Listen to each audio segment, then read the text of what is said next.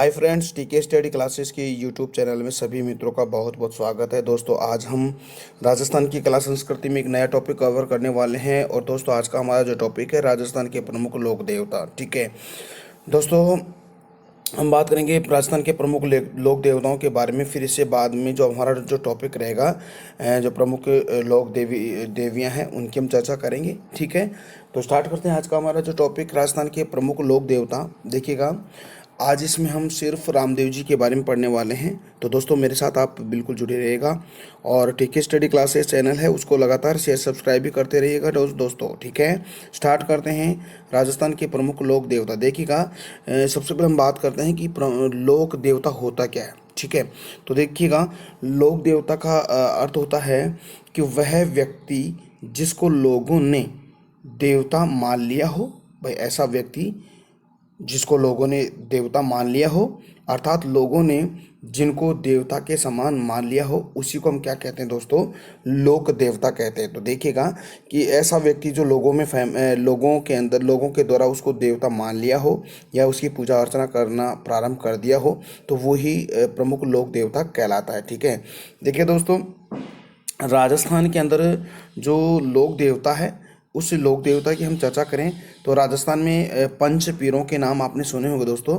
तो देखिएगा, पंच पीर कौन कौन से उसको हम देख लेते हैं। देखिएगा दोस्तों, पंच पीर है हमारे जो रामदेव जी हैं, हड़बू जी सांकला है, पाबू जी राठौड़ है, गोगा जी चौहान है और मेहा जी मांगलिया है। ठीक है, तो दोस्तों ये पंच पीर हैं। ठीक है, तो क्वेश्चन आता है कि इनमें से पंच पीर कौन सा नहीं है, तो तीन तो इसमें से दे दिया जाएगा। और एक बात, जैसे मैं कहूँ आपको कि जैसे पंच पीर इनमें से नहीं है, रामदेव जी, हड़बू जी और पाबू जी और तेजा जी, तो इसमें आपको टिक किसको करना है? राइट को आंसर क्या होगा? तेजा जी होगा, क्योंकि तेजा जी पंच पीरों के अंदर शामिल नहीं है। गोगा जी इसमें पंच पीरों में शामिल है। देखिएगा, जो पंचपीर हैं, पंचपीरों की जो प्रमुख जो उनकी जो गुरु है उनकी हम चर्चा कर लेते हैं। देखिएगा, सबसे पहले रामदेव जी के बारे में हम बात करें तो रामदेव जी के जो गुरु थे योगी बालीनाथ जी हैं। ठीक है, और हड़बू जी सांकला के भी योगी बालीनाथ जी हैं। और जो पाबू जी राठौड़ है, पाबू जी राठौड़ से जोधपुर कोलूमंड है, वो उससे रिलेटेड है, तो उसको हम आगे बात करेंगे।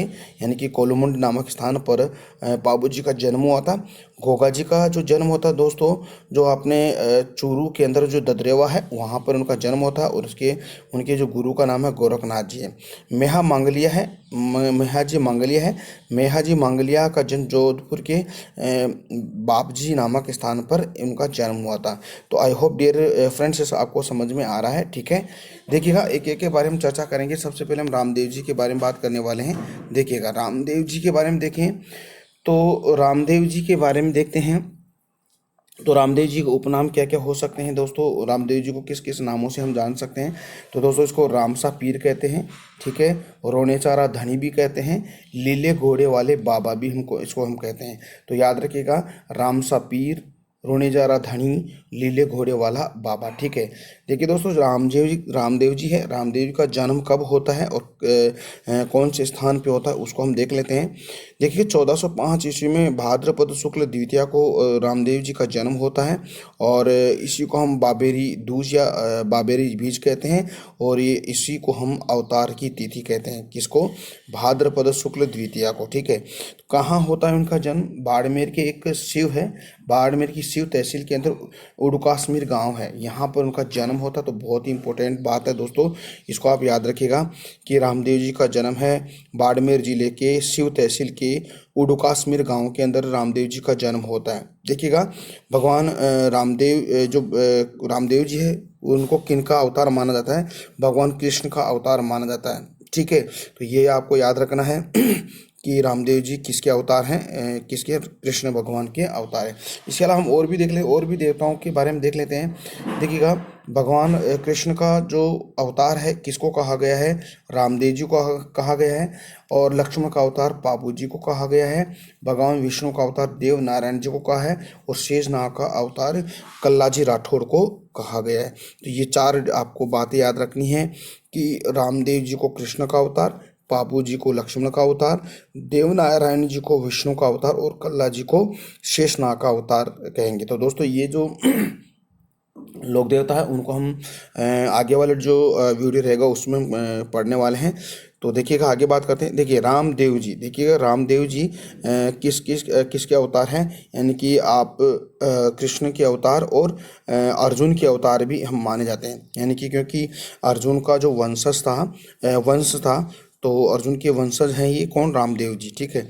और इन्हीं को भगवान कृष्ण और विष्णु के अवतार के रूप में भी हम मानते हैं। तो ये 3-4 बातें आपको याद रखनी है, ठीक है। कौन कौन सी, कि भगवान कृष्ण का अवतार रामदेव जी हैं और अर्जुन के वंशज माने जाते हैं, और विष्णु के अवतार भी इनको कहा गया है कि इसको रामदेव जी को, ठीक है। वैसे देवनारायण जी को भी विष्णु के अवतार के रूप में हम पूछते हैं, तो इसको याद रखिएगा। देखिए बात करते हैं आगे की बात। देखिए रामदेव जी के बारे में और उनका जो जीवन परिचय हम देख लेते हैं, उनके इंट्रोडक्शन देख लेते हैं। देखिए सबसे पहले रामदेव जी की जो सबसे पहले देखते हैं कि रामदेव जी की माता का क्या नाम है, कि मैणादेवी उनकी माता का नाम है, और उनके पिताजी अजमाल जी तंवर है, ठीक है। तो याद रखिएगा मैणादे, ठीक है, रामदेव जी की माता है, और पिता अजमाल जी तंवर जी हैं, ठीक है। गुरु है योगी बालीनाथ जी, ठीक है। गुरु योगी बालीनाथ है, उनकी जो जोधपुर की जो मसूरिया पहाड़ी है उनसे संबंधित है ये, वो हम आगे बात करेंगे। पत्नी नेतल देव अमरकोट पाकिस्तान के, यानी कि दल सिंह की पुत्री थी, ठीक है। तो इसको आप याद रखिएगा, मेणा नेतल देव, ठीक है। दल सिंह की ये पुत्री थी अमरकोट पाकिस्तान से, ठीक है। और उनकी बहन है सुगना बाई, तो इसको सुगना बाई को याद रखिएगा। बहन कौन है इसकी, सुगना बाई है, ठीक है। देखिए दोस्तों जो जन्म होता है आपको पता है, जो रामदेव जी का जन्म होता है उड़ू कश्मीर के अंदर जो होता है उनका जन्म होता है। और दोस्तों जो सातल मेर है एक स्थान है, उसे हम देखें तो इसको भैरव राक्षस के नाम से भी हम जानते हैं। रामदेव जी, नेतल देव और सुगना बाई, ठीक है। तो उनका रहना प्रारंभ होता है कहाँ, सातल मेर में, ठीक है। क्योंकि यहाँ पर जो रामदेव जी जो भैरव का वध करते हैं, यानी कि भैरव राक्षस उसका वध किया, और सातल मेर गांव का नाम क्या पड़ गया, पोखरण पड़ गया, ठीक है। वैसे तो सातल मेर गांव है जो, यहाँ पर एक भैरव नामक राक्षस था, इनकी जो वहाँ के रहने वालों को बड़े परेशान करता था। तो यहाँ पर उन्होंने जो रामदेव जी ने जो सातल मेर के अंदर जो भैरव राक्षस है उसका वध कर देता है, ठीक है। और वध करने के बाद में इस सातल मेर का गांव का नाम पड़ जाता, पोखरण पड़ जाता, ठीक है। तो याद रखिएगा ये।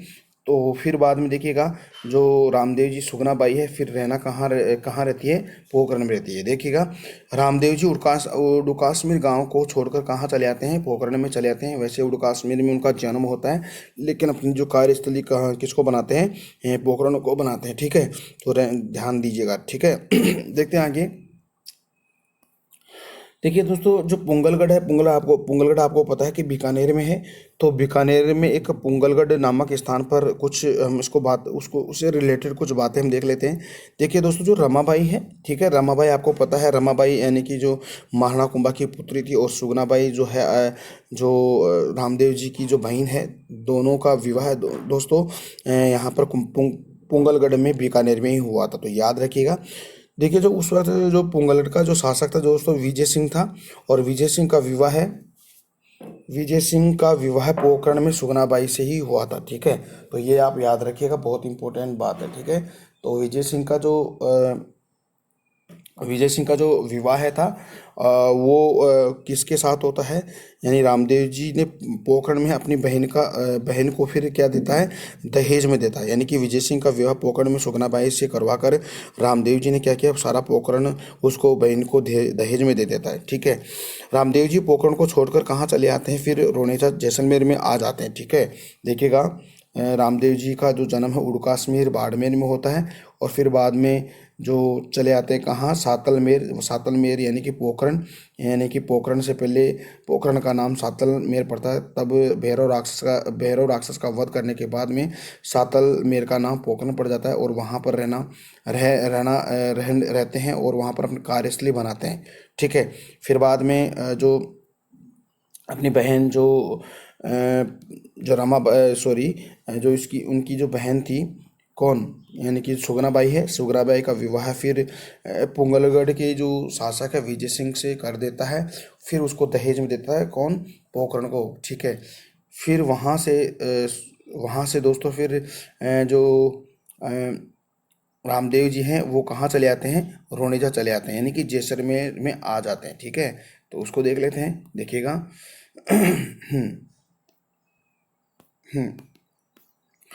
देखिए, रामदेव जी रूणेचा में डालीबाई मेघवाल को अपनी धर्म बहन बनाते हैं। फिर बाद में जैसे ही रोनेजा आते हैं, रोनेजा आकर फिर एक महिला होती है, यानी कि डालीबाई, उसको अपना शिष्य बनाते हैं, ठीक है।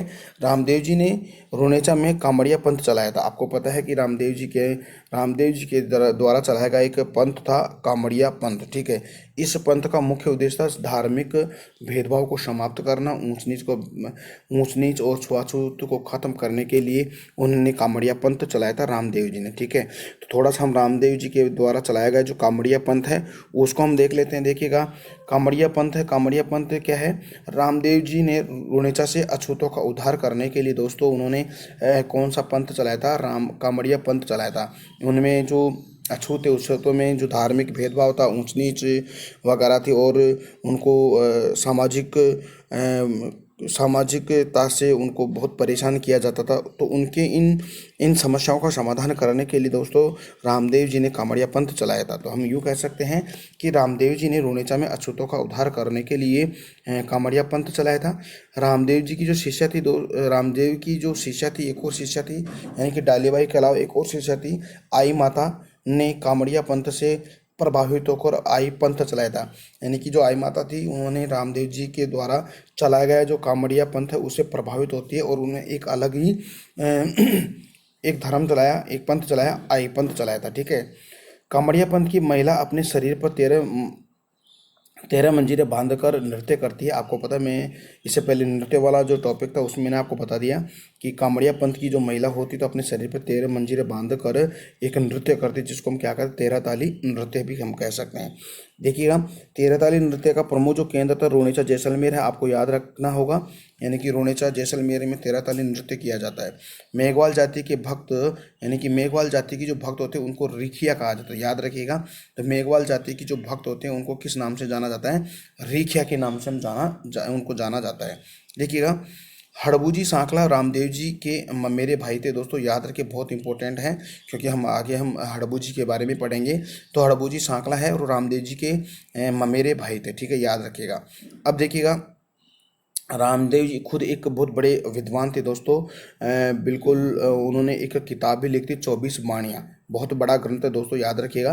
तो रामदेव जी एकमात्र ऐसे लोग थे जिन्होंने 24 बाणियाँ नामक एक ग्रंथ लिखा था, ठीक है।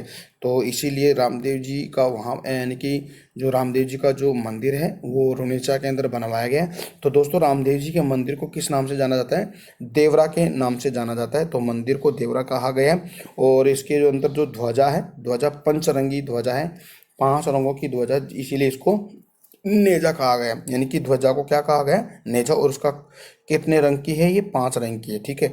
और दोस्तों इसके जो चरण चिन्ह है, यानी कि जो रामदेव जी के चरण चिन्ह है यहाँ पे, तो उसको पगलिया हम कहते हैं, ठीक है। तो याद रखिएगा, रामदेव जी का जो मंदिर है उसको हम देवरा कहते हैं, और उसकी जो 5 रंग की जो ध्वजा उसको नेजा कहते हैं, और उनकी जो पद चिन्ह है उसको हम कहते हैं क्या, पगलिया हम कहते हैं।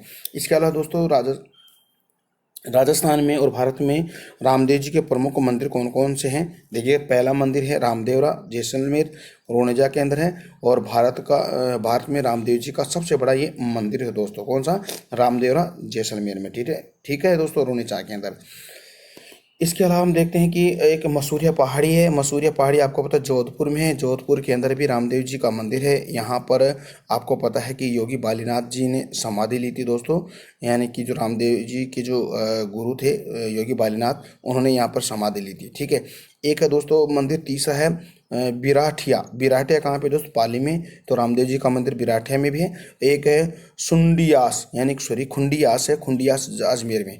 तो दोस्तों 4 मंदिर हैं, एक तो रूनेजा रामदेव जैसलमेर, मसूरिया पहाड़ी जोधपुर, बिराठिया पाली, और खुंडियास अजमेर में, ठीक है। तो यहाँ पर इन 4 जगह पर रामदेव जी का मंदिर। देखिएगा दोस्तों, भारत का सबसे बड़ा मंदिर रामदेव रोनेचा कहाँ? जैसलमेर।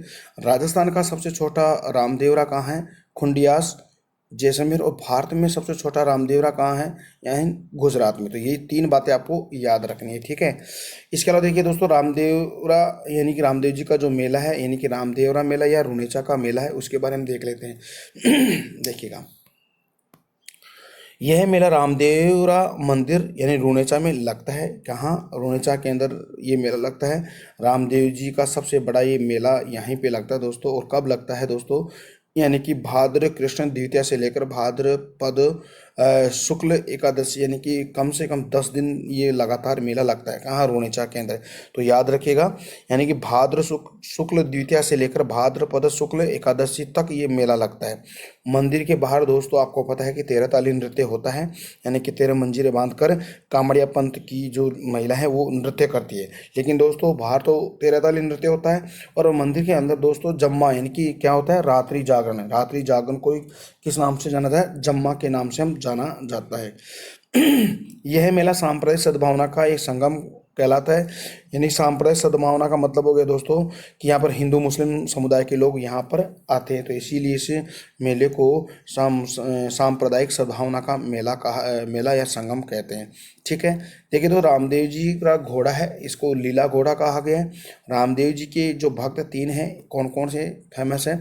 रत्न रायका है, लक्की बंजारा है और हरजी भाटी, ये 3 इसके प्रमुख भक्त थे, ठीक है। मक्का मदीना से पंचपीर आए थे दोस्तों यहाँ पे। और जो पंचपीर हैं वो क्या कहते हैं कि मैं तो पीर, हाँ आप तो पीरों के पीर, यानी कि पंचपीर हो। किसके बारे में कहा? रामदेव जी के बारे में कहा। तो दोस्तों ये पंचपीर हैं, ठीक है, जो पंचपीपली भी के नाम से उसको जाना जाता है, ठीक है। इसके साथ ही हम देखते हैं कि रामदेव जी द्वारा शुद्धि आंदोलन भी चलाया था, ठीक है। और शुद्धि आंदोलन आपको पता है दोस्तों, जो जब जबरदस्ती किसी को धर्म चेंज करवाया था, तो उस वापस धर्म में कन्वर्ट होने के लिए रामदेव जी ने शुद्धि आंदोलन चलाया था, ठीक है। रामदेव जी पैदल जाने वाले यात्रियों को जातरू कहते थे, यानी कि कहा जाता है, यानी कि रामदेव जी के जो पैदल जो जाते हैं उसको जातरू कहा है। रम्मत नाट्य होने से पहले रामदेव जी के भजन गाए जाते हैं, यानी कि रम्मत नाट्य है, रम्मत नाट्य होने से पहले रामदेव जी के भजन भी गाए जाते हैं, ठीक है। देखिए दोस्तों, एक सन है 1458, इसके बारे में देख लेते हैं कि 1458 में भाद्रपद शुक्ल एकादशी, ठीक है, राम सरोवर झील यानी कि राम सरोवर झील की पाल पर रोनेचा में रामदेव जी के जीवित समाधि ली थी दोस्तों यहाँ पर, यानी कि मानसरोवर झील रुनेचा जैसलमेर में ही 1458 ईस्वी के अंदर भाद्रपद शुक्ल एकादशी को रामदेव जी ने जीवित समाधि ली थी। लेकिन दोस्तों डालीबाई ने रामदेव जी से पहले एक दिन पहले भी जीवित समाधि ले ली थी दोस्तों, तो बड़ी इसकी शिष्या थी दोस्तों। यह डालीबाई का मंदिर स्थित है कहाँ? रुनेचा जैसलमेर में। और रामदेव जी की जो फड़ है, या उसको हम पड़ कहते हैं, जो रावण हत्या के साथ इसकी जो रामदेव जी की फड़ को बाँची जाती है, जिसको हम ब्यावले भी हम कहते हैं, ठीक है। तो दोस्तों आज का वीडियो कैसा लगा? उम्मीद करता हूँ कि आज का वीडियो बहुत बढ़िया लगा है। अगर आपको अच्छा लगा तो प्लीज़ दोस्तों अपना जो टीके स्टडी क्लासेस चैनल है उसको शेयर सब्सक्राइब भी करते रहेगा। तो दोस्तों हम कल मिलते हैं एक नया टॉपिक लेके, तब तक के लिए मेरे को इजाज़त दीजिएगा। नमस्कार।